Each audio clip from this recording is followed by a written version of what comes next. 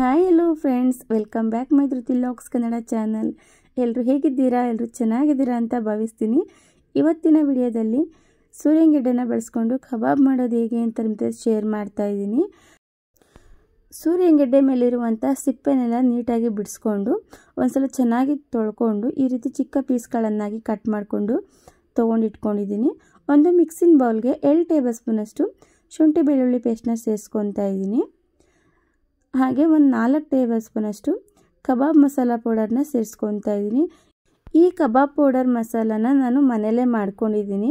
ನೀವೇನಾದರೂ ಹೊರಗಡೆ ಪ್ಯಾಕೆಟಿಂದ ಹಾಕೊಳ್ಳೋದಾದರೆ ಒಂದು 2 ಪ್ಯಾಕೆಟಷ್ಟು ಸೇರಿಸ್ಕೊಳ್ಳಿ. ನಾನಿಲ್ಲಿ 4 ಟೇಬಲ್ ಸ್ಪೂನಷ್ಟು ಕಬಾಬ್ ಪೌಡರ್ನ ಸೇರಿಸ್ಕೊಂಡು 2 ಟೇಬಲ್ ಸ್ಪೂನಷ್ಟು ಕಾರ್ನ್ ಫ್ಲೋರ್ನ ಸೇರಿಸ್ಕೊತಾ ಇದ್ದೀನಿ. ಕಾರ್ನ್ ಫ್ಲೋರ್ ಇಲ್ಲ ಅಂದರೆ ಒಂದು 2 ಟೇಬಲ್ ಸ್ಪೂನಷ್ಟು ಮೈದಾನ ಸೇರಿಸ್ಕೊಳ್ಳಿ. ಹಾಗೆ ನಾನಿಲ್ಲಿ ಕಡಲೆ ಹಿಟ್ಟನ್ನ ಸೇರಿಸ್ಕೊತಾ ಇದ್ದೀನಿ, ಒಂದು 2 ಟೇಬಲ್ ಸ್ಪೂನಷ್ಟು. ಈ ಕಡಲೆ ಹಿಟ್ಟು ಬಂದು ಬೋಂಡಾ ಬಜ್ಜಿಗೆಲ್ಲ ಹಾಕ್ಕೊತೀವಲ್ವ, ಅದೇ ಕಡಲೆ ಹಿಟ್ಟು. ನಾವು ಕಡಲೆ ಹಿಟ್ಟು ಹಾಕೊಳ್ಳೋದ್ರಿಂದ ತುಂಬಾ ಟೇಸ್ಟಿಯಾಗಿ ಬರುತ್ತೆ ಕಬಾಬು. ಹಾಗೆ ಒಂದು 2 ಟೇಬಲ್ ಸ್ಪೂನಷ್ಟು ಒಣ ಕರಿಬೇವಿನ ಸೊಪ್ಪಿನ ಪೌಡರ್ನ ಸೇರಿಸ್ಕೊಂಡಿದ್ದೀನಿ. ಹಾಗೆ ಖಾರಕ್ಕೆ ಬೇಕಾಗುವಷ್ಟು 1 ಟೇಬಲ್ ಸ್ಪೂನಷ್ಟು ಖಾರದ ಪುಡಿನ ಸೇರಿಸ್ಕೊಂಡು ಒಂದು ನಿಂಬೆಹಣ್ಣನ್ನು ಹುಳಿನ ಹಿಂಡ್ಕೊತಾ ಇದ್ದೀನಿ. ಲಾಸ್ಟಕ್ಕೆ ಉಪ್ಪನ್ನು ಸೇರಿಸ್ಕೊತಾ ಇದ್ದೀನಿ. ಉಪ್ಪನ್ನು ನೋಡಿಕೊಂಡು ಸೇರಿಸ್ಕೊಳ್ಳಿ. ನೀವೇನಾದರೂ ಹೊರಗಡೆಯಿಂದ ತೊಗೊಂಡು ಬಂದು ಕಬಾಬ್ ಪೌಡರು ಅಥವಾ ಶುಂಠಿ ಬೆಳ್ಳುಳ್ಳಿ ಪೇಸ್ಟೆಲ್ಲ ಮಾರ್ಕೆಟ್ಗಳಿಂದ ತೊಗೊಂಡು ಬಂದು ಹಾಕ್ಕೊಂಡು ಮಾಡೋದಾದರೆ ಅದರಲ್ಲಿ ಸಾಕಷ್ಟು ಉಪ್ಪಿರುತ್ತೆ, ನೋಡಿಕೊಂಡು ಉಪ್ಪನ್ನು ಸೇರಿಸ್ಕೊಳ್ಳಿ. ನಂತರ ನಾನಿಲ್ಲಿ ಸೂರ್ಯಗೆಡ್ಡೆನ ಹಾಕ್ಕೊಂಡು ಚೆನ್ನಾಗಿ ಮಿಕ್ಸ್ ಮಾಡ್ಕೊತಾ ಇದ್ದೀನಿ. ನಾನಿಲ್ಲಿ ಮೊಟ್ಟೆನೂ ಏನೂ ಬಳಸಿಲ್ಲ. ಹಾಗೆ ಮೊಟ್ಟೆ ಎಲ್ಲ ಹಾಕೋದು ಬೇಡ, ತುಂಬಾ ಚೆನ್ನಾಗಿರುತ್ತೆ, ಹಾಗೆ ಮಾಡ್ಕೊಳ್ಳಿ. ನೀರೇನು ಹಾಕೋದು ಬೇಡ, ಸಾಕಷ್ಟು ಸೂರ್ಯಗೆಡ್ಡೆನಲ್ಲೇ ನೀರಿನಂಶ ಇರೋದ್ರಿಂದ ನೀರೆಲ್ಲ ಚೆನ್ನಾಗಿ ಬಿಟ್ಕೊಳ್ಳುತ್ತೆ. ಹಾಗೆ ಒಂದು ಸಲ ಚೆನ್ನಾಗಿ ಮಿಕ್ಸ್ ಮಾಡಿಕೊಂಡು ಲಿಟಲ್ನ ಕ್ಲೋಸ್ ಮಾಡಿ ಒಂದು ಅರ್ಧ ಗಂಟೆ ಬಿಟ್ಬಿಡಿ ಮ್ಯಾರಿನೇಟ್ ಆಗಲಿಕ್ಕೆ. ಈ ಸೂರ್ಯಗೆಡ್ಡೆಲಿರುವಂಥ ನೀರೆಲ್ಲ ಚೆನ್ನಾಗಿ ರಿಲೀಸ್ ಆಗಿ ಚೆನ್ನಾಗಿ ಕೂಡ ಉಪ್ಪು ಖಾರ ಎಲ್ಲ ಇಟ್ಕೊಂಡು ಚೆನ್ನಾಗಿ ಮ್ಯಾರಿನೇಟ್ ಕೂಡ ಆಗಿರುತ್ತೆ. ನೋಡ್ತಾ ಇರ್ಬೋದು ಇವಾಗ ಎಷ್ಟು ನೀರೆಲ್ಲ ಚೆನ್ನಾಗಿ ರಿಲೀಸ್ ಆಗಿದೆ ಅಂತ. ಕೋಟಿಂಗ್ ಕೂಡ ಸ್ವಲ್ಪ ಚೆನ್ನಾಗಿ ಎಣ್ಣೆಯಲ್ಲಿ ಹಾಕಿದಾಗ ಬಿಟ್ಕೊಳ್ಳಲ್ಲ, ಅಷ್ಟು ಚೆನ್ನಾಗಿ ಬರುತ್ತೆ. ನಾವೇನಾದ್ರು ನೀರು ಹಾಕಿಬಿಡ್ತು ಅಂತ ಅಂದರೆ ಕೋಟಿಂಗ್ ಎಲ್ಲ ನಿಲ್ಲಲ್ಲ. ಈ ಮಸಾಲ ಎಲ್ಲ ಏನಾಗುತ್ತೆ ಎಣ್ಣೆನಲ್ಲೇ ಸಪ್ರೇಟಾಗಿ ಬಿಟ್ಕೊಂಡ್ಬಿಡುತ್ತೆ. ಸ್ವಲ್ಪ ತೆಳು ಆಯಿತು ಅಂದರೆ ಒಂದು ಸಲ ಚೆನ್ನಾಗಿ ಮಿಕ್ಸ್ ಮಾಡಿಕೊಂಡು ಎಣ್ಣೆ ಕೂಡ ನಾನು ಬಿಸಿಗಿಟ್ಟಿದ್ದೆ. ಎಣ್ಣೆ ಕೂಡ ಇವಾಗ ಚೆನ್ನಾಗಿ ಕಾದಿದೆ, ನೋಡ್ತಾ ಇರ್ಬೋದು.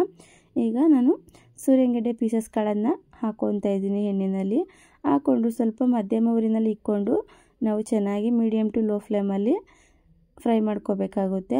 ಹೈ ಫ್ಲೇಮಲ್ಲಿ ಇಕ್ಕತ್ತು ಅಂದರೆ ನಮಗೆ ಒಳಗಡೆ ಎಲ್ಲ ಚೆನ್ನಾಗಿ ಸಾಫ್ಟಾಗಿ ಬೆಂದಿರಲ್ಲ. ಹಾಗಾಗಿ ಮೀಡಿಯಮ್ ಟು ಲೋ ಫ್ಲೇಮಲ್ಲಿ ಇಟ್ಕೊಂಡು ಒಂದು 7ರಿಂದ 8 ನಿಮಿಷನಾದರೂ ಬೇಕಾಗುತ್ತೆ. ಇದು ಸೂರ್ಯಗೆಡ್ಡೆ ನಮಗೆ ಚೆನ್ನಾಗಿ ಒಳಗಡೆ ಎಲ್ಲ ಚೆನ್ನಾಗಿ ಫ್ರೈ ಆಗೋದಕ್ಕೆ ನೋಡಿಕೊಂಡು ಚೆನ್ನಾಗಿ ಫ್ರೈ ಮಾಡ್ಕೊಳ್ಳಿ. ನೋಡ್ತಾ ಇರ್ಬೋದು ಇವಾಗ ಕೋಟಿಂಗ್ ಎಲ್ಲೂ ಬಿಟ್ಕೊಂಡಿಲ್ಲ, ಚೆನ್ನಾಗಿ ಬಂದಿದೆ. ನೀವೇನಾದರೂ ಹೊಸದಾಗಿ ವಿಡಿಯೋ ನೋಡ್ತಿರೋದಾದರೆ ಚಾನಲ್ನ ಸಬ್ಸ್ಕ್ರೈಬ್ ಮಾಡಿಕೊಂಡು ವಿಡಿಯೋನ ಪೂರ್ತಿ ನೋಡಿ. ವಿಡಿಯೋ ಇಷ್ಟ ಆದರೆ, ವಿಡಿಯೋ ಸ್ವಲ್ಪನಾದರೂ ನಿಮಗೆ ಯೂಸ್ಫುಲ್ ಅನಿಸಿದ್ರೆ ಮರೆದೇ ವಿಡಿಯೋನ ಶೇರ್ ಮಾಡಿ. ಸೂರ್ಯಗೆಡ್ಡೆ ಅಂತೂ ಆರೋಗ್ಯಕ್ಕೆ ತುಂಬಾ ಒಳ್ಳೆಯದು.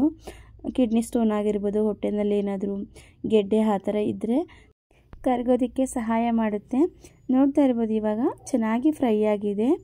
ಇಷ್ಟು ಕಲ್ಲರಾಗಿ ಬರ್ತಿದ್ದಂಗೆ ನೀವು ತೆಗೆದಿಟ್ಕೊಂಡ್ಬಿಡಿ. ಇಲ್ಲ ಒಂದು ಪೀಸ್ನ ತೆಗೆದು ಬೆಂದಿದೆಯಾ ಇಲ್ವಾ ಅಂತ ಒಂದು ಸಲ ಚೆಕ್ ಮಾಡಿಕೊಂಡು ಬೆಂದಿದ್ರೆ ತೆಗೆದಿಟ್ಕೊಳ್ಳಿ. ನಾನಿಲ್ಲಿ 2ನೇ ಬ್ಯಾಚ್ ಕೂಡ ಹಾಕ್ಕೊತಾ ಇದ್ದೀನಿ.